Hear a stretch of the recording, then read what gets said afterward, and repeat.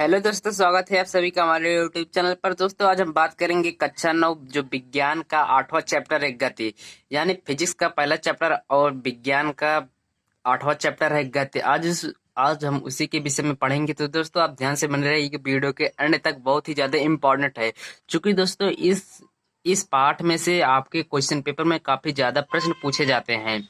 तो आप ध्यान से बने रहिएगा दोस्तों। तो चलिए हम वीडियो को स्टार्ट करते हैं। तो दोस्तों इसमें हमारा पहला टॉपिक आता है गति। चूंकि हमारा गति पाठ है तो हम गति को समझेंगे। पहले हमारा गति किसे कहते हैं। गति यानी मोशन, इसकी इंग्लिश होती है मोशन। मोशन मतलब होता है MOTION, मोशन मतलब गति होता है।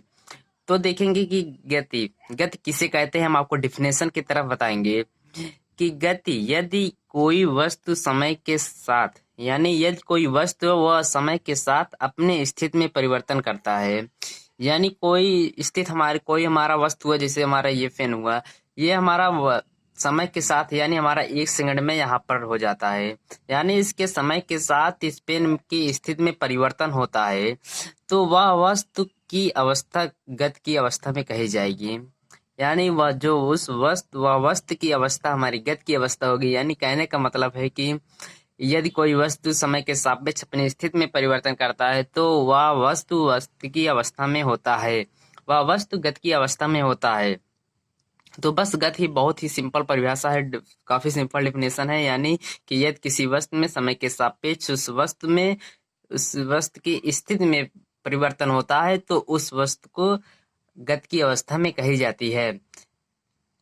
तब हम आगे बात करेंगे विरामावस्था। अब गति पढ़ लिया, अब हम विरामावस्था किसे कहते हैं। विरामावस्था पढ़ेंगे कि विरामावस्था यानी रेस्ट है, हमारा आराम है। विरामावस्था से यहाँ पर होगा कि यदि वस्तु समय के साथ अपनी स्थिति में परिवर्तन नहीं करता है तो वस्तु विरामावस्था में कही जाती है। यानी जब वस्तु समय के सापेक्ष उसकी स्थिति में कोई परिवर्तन नहीं होगा तब हम उस वस्तु को विरामावस्था में कहते हैं। जैसे हुआ हमारा मकान की दीवार, यानी हमारा जो इस मकान की ये दीवार है, ये हमारा आज भी इसी प्रकार से बना रहेगा और कल भी उसी प्रकार से बना रहेगा। यानी कहने का मतलब है कि समय के साथ साथ उसकी स्थिति में परिवर्तन नहीं होगा, अतः वह विरामावस्था में होगी। तो हम आपको 2 टॉपिक क्लियर करा दिए, एक तो गति और दूसरा विरामावस्था। तो आप ध्यान से देखते रहिए, वीडियो को हम आपको पूरा कवर करा देंगे इस वीडियो में। तो आगे बात आता है निर्देश बिंदु यानी रेफरेंस पॉइंट। निर्देश बिंदु किसे कहते हैं, तो हम बात करेंगे निर्देश बिंदु को। निर्देश बिंदु जिस बिंदु के सापेक्ष वस्तु की स्थिति, यानी निर्देश बिंदु में हम पढ़ेंगे कि जिस बिंदु के सापेक्ष वस्तु की स्थिति के बारे में जानकारी प्राप्त करते हैं उसे निर्देश बिंदु कहते हैं। यानी जिस बिंदु से हमारा कोई बिंदु हुआ, यानी हमारा निर्देशांक ज्यामिति, एग्जाम्पल के थ्रू हम आपको बताने कि निर्देशांक ज्यामिति में मूल बिंदु निर्देश होता है। यानी जो मूल बिंदु होता है वो निर्देश बिंदु होगा। चूंकि हमारे यहाँ पर अगर हम किसी भी क्राइटेरिया को पूछेंगे, यानी किसी गाँव में एक स्कूल रेलवे स्टेशन से 5 किलोमीटर दूर है, यानी हम आपको एक उदाहरण ले रहे हैं कि किसी गांव में एक स्कूल रेलवे स्टेशन से 5 किलोमीटर दूर है, अतः रेलवे स्टेशन से स्कूल का निर्देश बिंदु है। यानी उस गांव में हमारा, मान लीजिए हमारा एक रेलवे स्टेशन हुआ और ये हमारा एक गांव हुआ। हमारा कह रहा है कि स्कूल हुआ, तो हमारा एक रेलवे स्टेशन है, ये हमारा रेलवे स्टेशन से 5 किलोमीटर दूर है। तो हमारे इस रेलवे स्टेशन को लेकर हम पॉइंट से हम आपको बता रहे हैं कि स्कूल कितना किलोमीटर है। तो हमारा ये जो रेलवे स्टेशन होगा ये हमारा निर्देश बिंदु होगा। बस तब हम आगे बात करेंगे दोस्तों। इसी में अगला आगे है कि सरल रेखीय गति। कौन सी गति, सरल रेखीय गति, स्ट्रेट लाइनर मोशन। सरल रेखीय गति में हम पढ़ेंगे दोस्तों कि यदि कोई वस्तु सरल रेखीय पथ पर गति करता है तो उसे सरल रेखीय गति कहते हैं। यानी कोई गतिशील वस्तु है वो हमारा सरल रेखीय पथ पर गति करता है। मानिए ये हमारी सरल रेखीय एक पथ है, हमारा ये वस्तु है, तो इस पथ पर जब हमारा ये गतिशील वस्तु अगर चलता है या गति करता है तब हमारी इसकी जो गति होगी वह सरल रेखीय गति होगी। एग्जाम्पल के थ्रू देखेंगे, सीधी सड़क पर कार की गति, यानी एकदम सीधी अगर सरल सड़क रहेगी तब उस पर कार की गति होगी, हमारे सरल रेखीय गति होगी। और सीधी पटरी पर ट्रेन की गति, यानी सीधी पटरी जो होती है उस पर ट्रेन की गति भी हमारे सरल रेखीय गति के एग्जाम्पल में आता है। और प्रकाश की गति, आप प्रकाश की गति गति जानते हैं कि वह एक सरल रेखा में चलती है। अगर प्रकाश सरल रेखा में ना चले तो आप कमरे में एक लाइट जला दीजिएगा तो पूरा घर में अजोर रहता है या उजाला रहता है। तब हम बात करेंगे अगले औसत चाल के विषय में। औसत चाल क्या होता है कि किसी गतिमान वस्तु द्वारा तय की गई दूरी तथा कुछ समय अंतराल के अनुपात को उस वस्तु का औसत चाल कहते हैं। अब यहाँ से आपको स्टार्ट हो जाएगा फार्मूला मिलना, जिससे आप अंकित प्रश्न को हल कर सकते हैं। यानी यहाँ पर कह रहा है कि किसी गतिमान वस्तु द्वारा तय की गई कुल दूरी समय अंतराल के अनुपात को उस वस्तु का चाल कहते हैं। यानी किसी गतिमान वस्तु द्वारा, हमारा कोई गतिमान वस्तु है जो कितनी दूरी तय कर रहा है, यहाँ पर हमारा डी यानी डिस्टेंस हमारा डी दूरी तय कर रहा है, और समय कितना ले रहा है, टी समय में इतना दूरी तय कर रहा है। तब इसके अनुपात को उस वस्तु का औसत चाल कहते हैं। यानी हमारा उस वस्तु का औसत चाल क्या हो जाएगा, औसत चाल को हम औसत चाल बराबर हो जाएगा कुल दूरी बटे कुल समय। यानी यहाँ पर कुल दूरी हमारी ये डी वाला हो जाएगा, डी बटे टी हो जाएगा।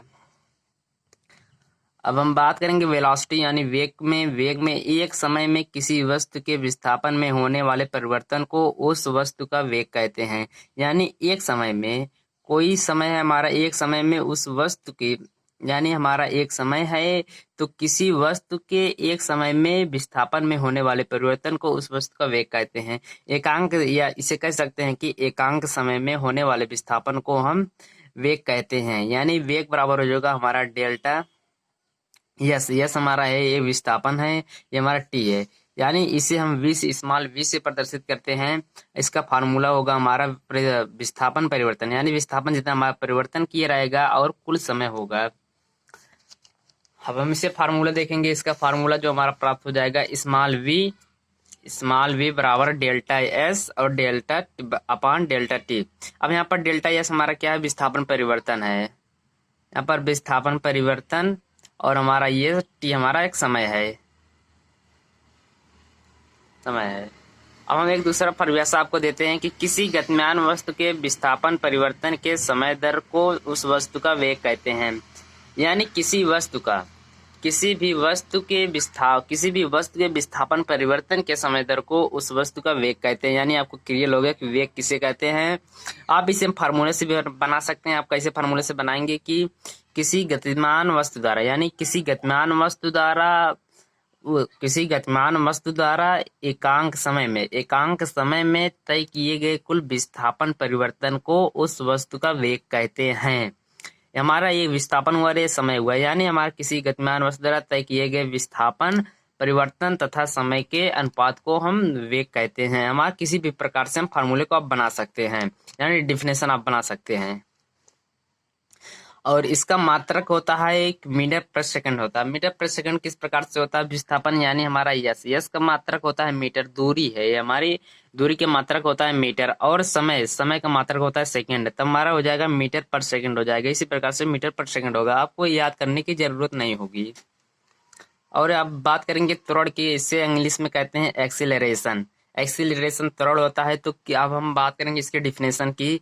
तो कोई गतिमान वस्तु के वेग परिवर्तन के समय दर को त्वरण कहते हैं। यानी किसी भी गतिमान वस्तु है, कोई हमारी गतिमान वस्तु है, उसके वेग परिवर्तन को, समय दर को हम त्वरण कहते हैं। यानी इसे स्मॉल वे से प्रदर्शित करते हैं। यानी इसका फार्मूला जो होगा, त्वरण बराबर होगा वेग परिवर्तन और कुल समय अंतराल होगा। अब ए बराबर हो जाएगा डेल्टा यू, इसे हम स्मॉल ए से प्रदर्शित करते हैं, वेग को हम स्मॉल वी से प्रदर्शित करते हैं। तो यहाँ हो जाएगा डेल्टा हमारा वी, यहाँ पर है वेग परिवर्तन, और यहाँ पर टी है हमारा समय अंतराल है।